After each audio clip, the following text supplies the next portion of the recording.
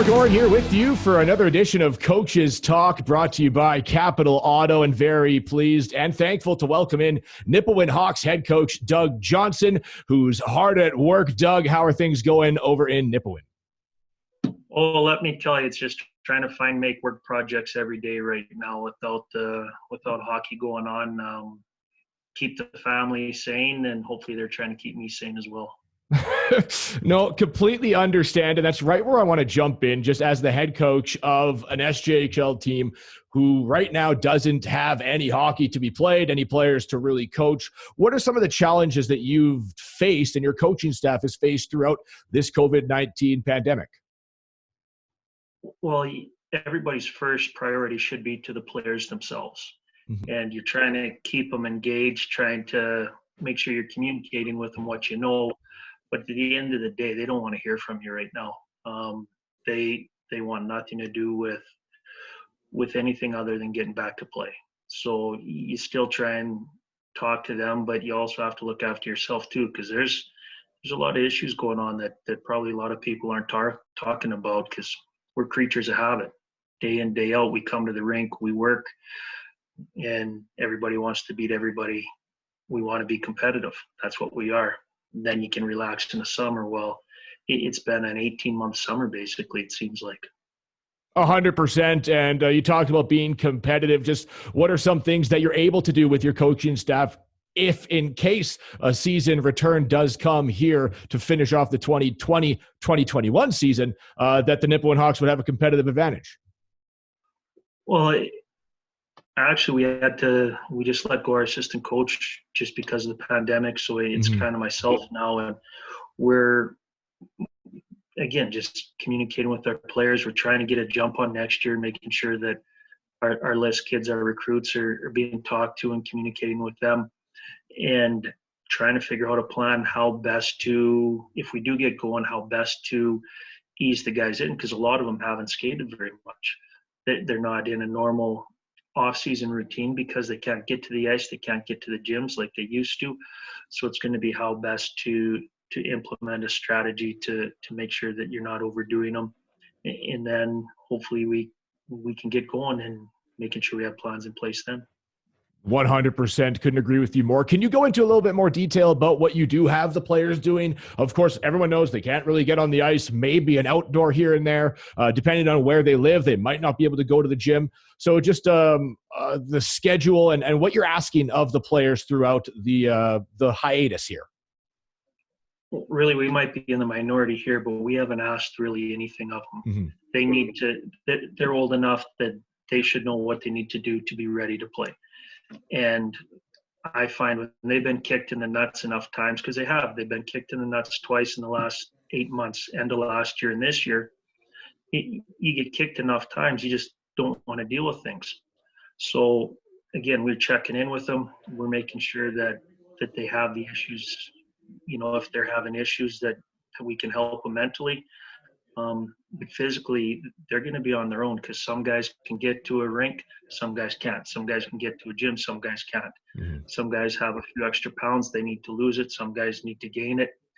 Each player is so different and unique. We gave them what they need to work on when they left. We've texted them things that they can and should be working on, send them drills to work on things. But at the end of the day, they're on their own, and you got to trust them. Absolutely. You talked about the players staying physically in shape and as well as mentally in shape. I know yourself, one of the most competitive people, and you a diehard hockey fan, Nipawin Hawks fan. Just how has yourself been able to sort of get through this time off and stay mentally prepared and mentally positive? Mentally positive. Most people that know me say I've never been mentally positive, so that'll never occur. As far as everything else, I'm lucky I have 2 young kids. They keep me busy, but it's starting to take a strain just being around. The kids are coming home. I have a 3-year-old son. He comes home and says, "I hate COVID." Well, first we don't like him saying hate, but right on, I give him a high five, because everybody hates it. My daughter doesn't like going to school. She's in grade 1 and she has to wear a mask and she despises them. It's stuff like that. And then to be honest, there's a lot of beer and there's a lot of ice fishing. Yeah, 100%. And, doing those little things that maybe can keep you positive, including yourself, Doug. Just want to talk about another positive note that did come in, and that is the Saskatchewan government and the $1 million towards the SJHL as the head coach and the GM of the team. Just what does that mean to know that there is some sort of funding coming from the government, and how much will it go towards helping the Nipawin Hawks this year?